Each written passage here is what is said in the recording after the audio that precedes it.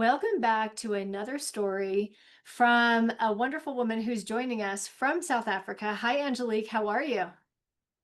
I'm well, and how are you, Monique? Good. So, in this series, The Story That Built Her, we go kind of behind the scenes and we figure out what were the choices and those, crossroads moments that led you to where you are now, doing the work that you do. What were the good lessons, the hard lessons, all of those types of things. Because honestly, this is what people really want to know. Yeah. I always say Right. very few people want to know about our offers and our what we do for a living. They want to know what happened back there when we couldn't see, when behind the curtain that led to here. So I'm so curious, what led you to where you are today? What do you think was one of those really key moments? That's something I've been thinking about a lot lately, especially since the Sacred Redesign chapter that I ended up writing was for soul purpose. And I was like, when did this become my knowing? And it's interesting because I've always had that, and most people need to find their soul purpose. I've rebelled against it. So I went, I know what it is. And I was like, I'm going to try everything but that. Yeah, I know, and I'm going to pretend I don't know. I'm going to be ignorance is bliss. I'm going to put my head in the sand and ignore the very bold fact that everything about my life, my numerology, my name's numerology, the lessons that are in my birth chart, my human design, all of it was built, and all of them say the same thing, that this is what I'm meant to do. And I was like, no, no, this was not, no, I'm going to go into corporate. I'm going to be a personal assistant. I'm really good at acts of service. It hit me in the ass every single time. And I was like, okay, fine. I get it. I was gonna say, so did life continually kind of grab you by the ankles and pull you out and go, yeah, no, this is not your path. I'm actually trying to imagine you in corporate. This is the thing I find fascinating is how many people I've talked to who do very spiritual work and once worked in corporate. And I'm like, I don't even know how you survive that. Like, I can't work in corporate. You know what I mean? Like that would just not work at all. So how did it go against you? Like how did it start impacting you on a practical point when you knew like I can't go down this road any further?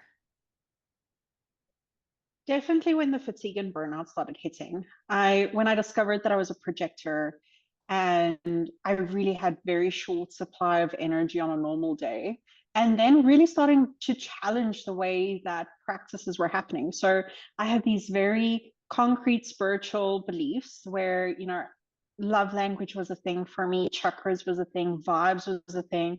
And then going into business with that and being like, yeah, I don't like that vibe of that person. And the directors go, well, like, that's not how we do business, right? We kind of have to put in the contract, and it falls apart. And we're like, how did you know this person wasn't trustworthy? And so it definitely did hit me, but I think it also was necessary in the rebellion, because when I became a practitioner for the modality that I'm very fond of, that I work the most with, I was 17.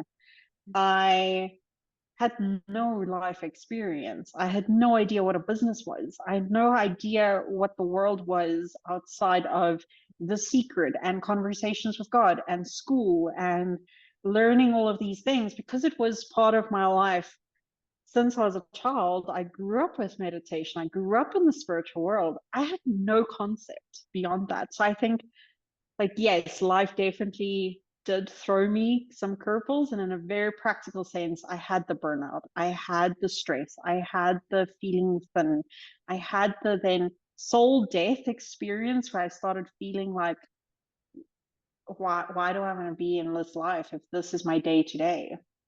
Yeah. And then it pushes me back onto that very sparky, ignited soul purpose. And then I'm like, okay, it's fine. Like, this is nice. Yeah, and you're right. I think that there is some element of having a variety of actual, I call it like living on earth experiences that are Yeah. helpful.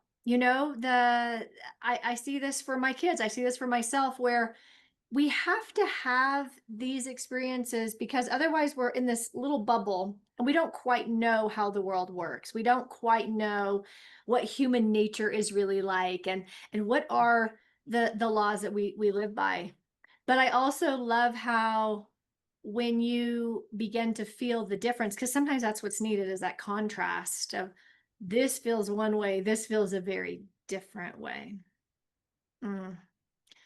It's definitely that you don't know what you have until it's gone moment. We always apply that to relationships because it's always like, oh, when the ex left me, then I appreciated what I had in them. But I think that applies to our soul journeys as well. And it became a big integration part for me. And what I advocate a lot is that we are here for a human experience. I still went through heartbreak. I still dated narcissists. I still went through sexual harassment. Having spiritual tools made it easier, but it also became a crutch. So I've had to learn how to balance that in my life because just as religion, spirituality has crutches and excuses and things that people don't want to talk about because it's light and love. And I'm like, no, we still have real experiences. I've had to hit my head a few times to integrate and learn all of these things. It's a very good point because I grew up in church and then, sort of found myself in spiritual circles and I'm like, "Oh my gosh, it's the same people with a different name." They it's the same stuff. And I totally agree. You can use all of these things as a crutch. I mean, I've watched people in the church be like, well, I'm not going to move. I'm not going to do anything. I'm not going to make a decision because I got to pray about it and I got to see what God says. And in the spiritual realm, they're like, oh, I got to wait till the next full moon and I got to wait till we're out of, retrograde. And it's like, all of it's the same. It's this, I'm going to wait to Yeah. live my life until like a rod of lightning hits me, a bolt of lightning, and then I know for sure. And I need a sign, and then they get a sign, and then they need another sign. It's like, okay, well, when are we living, people? Yeah. Yeah, my favorite one, and I actually wrote an article about it a few months ago, was the spiritual band-aid because my pet peeve one is, but it is what it is. When people have like really emotional experiences, I'm like, it is not what it is. Like in that moment, we are more than spiritual beings. We are humans that have emotions, that have feeling, that have all these other complicated things happening in our bodies and being disconnected from it. I'm like, ah, like, we have to, in that moment, acknowledge that someone's angry or sad or there's grief. It can't be like, oh, but it is what it is. And everything is going to work out if I manifest it. And I'm like, get your ass off the couch. Stop Right. eating the chips.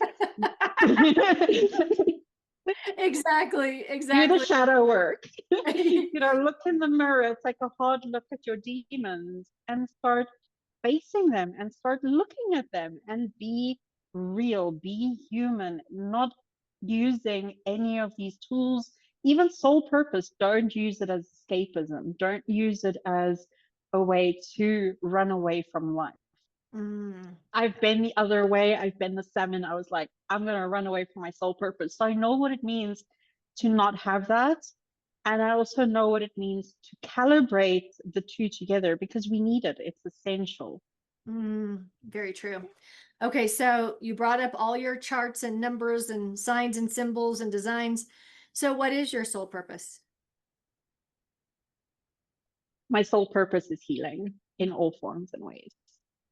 Yes. So my biggest thing in life is I've been through the messaging and I've been through all these various ways of how to do it. But I find that when I'm most aligned to my purpose, people feel it before I even talk about it. Mm. It's the person in the queue at the grocery store that tells me their life story. It's the person that says they feel safe in my presence. It's the person or even the animal that comes to me when everyone's like, oh, that animal never approaches people. that to me has been the realization that I am here to anchor and hold space for healing in whatever way that means, like whether it's punching a bag or screaming out into the ether because we're mad or sitting and crying, like all the various phases of it, I'm here for it. And I'm like, I'm your girl. I love this. So I have to ask you about, you have a boyfriend, yes? Yes. He didn't know he was getting interviewed today, but I have to ask you about your boyfriend because I always find it very fascinating who healers end up with. So is your boyfriend like an engineer or something? He is a IT specialist. I knew it. It's always this very analytical, logical, structured, everything that Yep. in my world makes sense. And of course, they end up with someone who's like, nothing in my world makes sense. It doesn't add up on paper. No, when Lionsgate happened last week, he said to me, "What is Lionsgate? Why would you do that?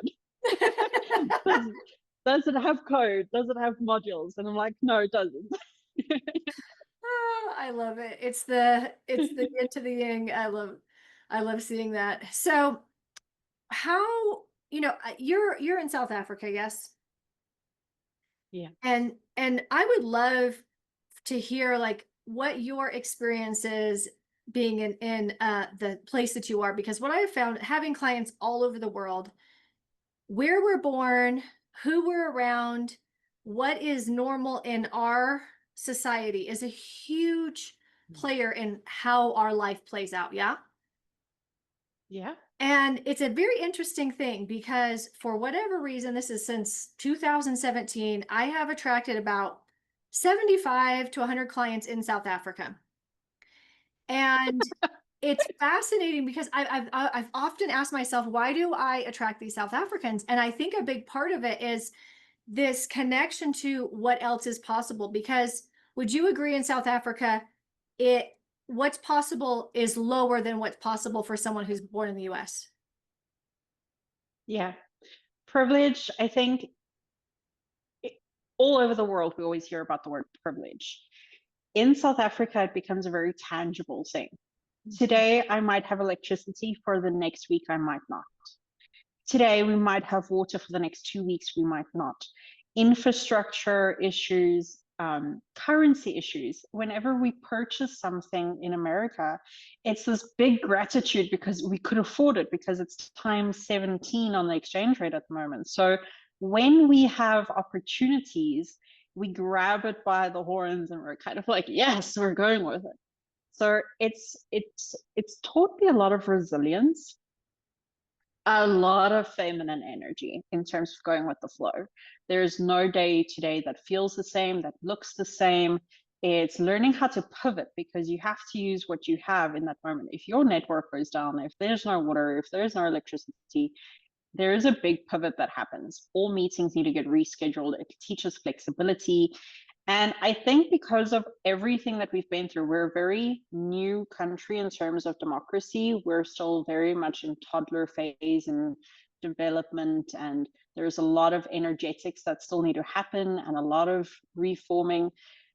It's like seeing a birth happen because everyone is constantly shifting and changing. So we have to be on it as well.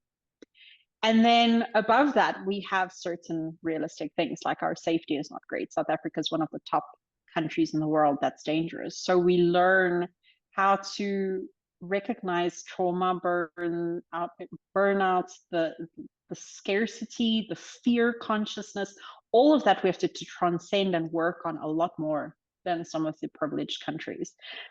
But it makes us incredibly powerful once we have, because we've gone through a lot more layers. Oh, yes. I agree. I mean, I've had different clients describe to me, I can't get on the call right now. They just put my building on lockdown and I can't, I haven't been able to leave. I won't be able to leave my building, or I haven't left my building for this many days because it's dangerous. Or, my mom was at a red light and was drug out of her car, and it's like, oh my gosh, it's easy to forget that there's places where going to the market or leaving the house, you might not survive that. You might not come back, Yeah. and like you said, And for even go ahead. yeah, even being at home a few years ago, I woke up at 3 in the morning with people standing over me. And it was, I realized in that moment, I'm a very aggressive person because I got up and I screamed and I chased them. And my mom was like, "What are you doing? These people could hurt you."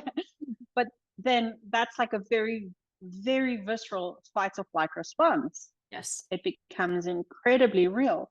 And this has made me do a lot of trauma research, a lot of how we process emotions, how it comes in layers. So even now that I've moved to a beautiful new space, I'm in a new home with my partner, there are moments when it rains where I start looking for my phone to see if it's still around because it was taken in the break in.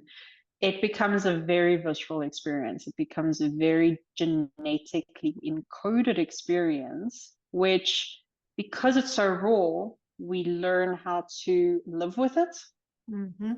in a sense. Like we learn to live with the burdens, we learn to live with the chaos. And then that itself has been an incredible lesson because now when I travel, I I can feel the vibrational differences in different places, and it's such a incredibly exhilarating, expansive experience then, because it's not what we're used to. It is a very real to real day. Do you make it back in your car? Do you not? Is your car safe? Is it not? Oh yeah, absolutely. And for most people, they wouldn't even think that. It's not even on their radar. And I like to Mhm. bring up this whole exchange rate thing because I think it's difficult for a lot of Americans to understand this in particular, and anyone who's, used to living in a Western society. That's so when we think about what something costs. So like, for example, I just went to a local fruit stand with a friend because peaches are a really big deal in the area that we live. And they're only available right now. And they come from this one place. You have to get a Palisade peach. It's like the best thing you've ever tasted. So I just spent $35 on peaches, right? So if I did that times 17, those same peaches would cost you $595. That's a very, That's what I charge one-on-one for a client. Yeah. see, and so it's a whole different thing. I'm curious, right? Mhm. I know we're doing this public and live, but let's just get real life here. Do you, because I've often said this to my South African clients, you can charge that rate to your South African clients, but you have to charge Americans different. If you're going, because that's the Mm. amazing thing about the internet, right? So the internet gives us access to everyone. Like I had no clients in Australia at one time, and then I got one client, and then she introduced me to a bunch of people, and then that one lady introduced me to 60 more, and then Australians were 60% of our business, right? So that's the amazing thing about the internet. Yeah. It doesn't matter where we live. Do you think for you, and I know you're connected to some people online as well, how do you all feel about charging Americans American prices? It's nerve-wracking. I think one of the biggest things as a trend that I've seen for us as South Africans and myself, I've gone through this a few times. It's now that for the first time that I'm confident enough to raise my prices to American standard, because the moment we convert it, because it becomes automatic, we automatically convert it, and our nervous system goes, that's half a bond amount. That's the car payment in a month. That's Right. 3 months worth of groceries. It becomes, because we're such a country based on survival, Mhm. anything that's above your lights and electricity, your Wi-Fi, your car payments, and your house payment is a luxury. That is a nice to have. That includes healing and coaching. Those are the things we cut out first. Massages, it's like, oh, maybe someday. It's not part of our basic needs. Where a lot of first world countries, those are basic needs. That's self care. Yeah, that's That's yeah. that it's a non-negotiable. It's hearing coaches speak about getting their nails done every 2 weeks, and that's very optional here. I was going to use that example because one of the things that I find is vastly different amongst Americans and clients that I have in countries like South Africa is Americans think that our whole needs and wants are it's a very different thing, right? So I will literally know people who are like, oh yeah, things are a little tight now. And things being a little tight now means they're still getting their nails done every 2 weeks. They're getting their hair done for $300, whatever, every 6 weeks. They're still going on vacation. They're still buying their kids stuff. And I think Americans just get used to this. And it almost just becomes like this, Yeah. like, oh, the truth of the matter is like, nobody is not doing these things, even when they say money is tight.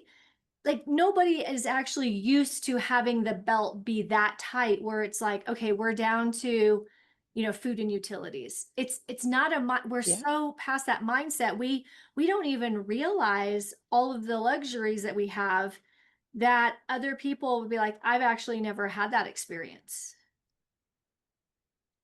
That, I think, for a lot of us in South Africa is travel, because I always say I would love to travel, but because our passports make it impossible. Like my partner, he loves traveling, but he has a British passport from his heritage. I have a proper South African passport.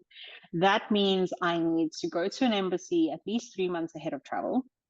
Every day, say for instance, I want to come to America, the visa itself is $300. Above and beyond that, I need $100 in my account per day that I'll be in that country. Wow. So if I want to come for 2 weeks, that becomes an exorbitant amount of money automatically. That's above food, that's above accommodation, that's above flights.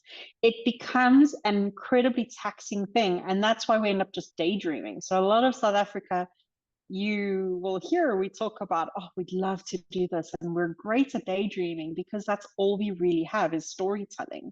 A lot of our practical life doesn't allow for these things. We'd love for it to, but in a realistic term, there's a lot that goes into basic things: traveling, importing, exporting, finding things that suit us, even books and courses. A lot of the time we don't have that opportunity.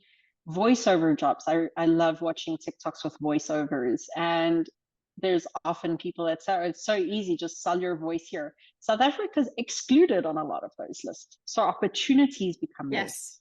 Yes. And I think that's a big one because this was probably 3 years ago. I had a client in South Africa and she had got to this place where her kids were now living in Spain. And so they were going to pay for her to do this thing, but she couldn't even pay for the thing herself because this payment processor had blocked South Africa and it was going to flag it as, fraud and this, that, and the other. And like you said, there's lots of platforms or money making opportunities. But if you're from certain countries, you're on the no list. Yeah. Which just further perpetuates us. Because, I think about this a lot, like for Americans or for a lot of people on this, in Western societies, like there's more ways to make money than you can even have time for in your day. And so it doesn't make sense when people don't, right? But then there's countries where people are like, I would love to do that, but I can't even get past, I'm restricted. Yeah. Yeah. I think that's been a big part of where my spiritual journey has made me realistic. It's made me look at the things that we hear and see on TV, where it's like, oh, I met this publisher while I was at the bank, and that's how my book got published, and I had a lucky break. It's not that simple in South Africa. We all live in barbed wire fences. We've got security guards, we've got cameras. It's easier to run into a celebrity in Las Vegas or New York or LA than it is to run into anyone here. There's very few moments that we're going to run into people here and know who they are. So, it's vastly different worlds. It's different opportunities. And I think that's a big part of where I've become realistic, to say manifesting is a great tool. Spirituality is definitely part of my everyday. but there's a difference between manifesting working with people and then manifesting realistic goals and networking opportunities. And that's, one of the things I love that you teach is like learning how to leverage the network, because the lucky person that meets them at the bank or at the square or going to a networking event here is not going to be the same as being in Europe, going to a Mind Valley event, going to the summit, meeting some billionaire. Vastly different experiences. Yeah, absolutely. Do you think that with the internet and various things that are starting to develop, that there's this could evolve and change? What do you see for yourself? And I want you to be honest. What do you see for yourself? What do you hope for yourself in your next chapter? Because you recently turned 30, yes? 31, yes. I just 31. entered new phase, of Saturn return for me. Um, so my big dream is to work with A-listers, celebrities, authors, but on their energetics, on their mindset, on their nervous system and stuff like that. And I have worked with a few celebrities. So one of the ladies on my books is in the Wheel of Time. So that was quite like a nice buckle in my belt for a moment. It took a lot of work to get there though, because reaching out online is really tricky. Cold DMing people is really tricky to get seen. And I'm hoping the internet changes. There's this opportunity that I have with you that's changing that. It's showing up more. Yes, visibility is huge, being able to show up more. The challenges that I found myself having is in terms of like putting together payment plans, because I can't use Stripe in my country. I can't use Square in my country. So my only option is like PayPal, and like that becomes narrowed down in terms of how to run my business on the same level as the international healers. And so it takes a lot more work, a lot more determination, a lot more drive to actually reach those points. So even though I do feel it's possible, and I think the market is expanding, there's a lot of us that are very, almost like eager to be in the new spaces, to change the way that we're seeing things. It's going to take time. It's going to take patience. It's going to take collaboration. And I think slowly but surely we'll start seeing the ripple effects, but it will take time. Mm-hmm. Well, Angelique, where can people learn more about you? I am all over social media, either under Angelique Koster, but if they do find me as Angelique Koster, be prepared. I share really random memes and stuff. You probably won't know that I do what I do from my page. Otherwise, they can follow me under Asanak Healing. So that's ASANAK Healing on Facebook, Instagram, Threads, wherever it is that you want. Website is up there. So basically, you can type it in and it exists.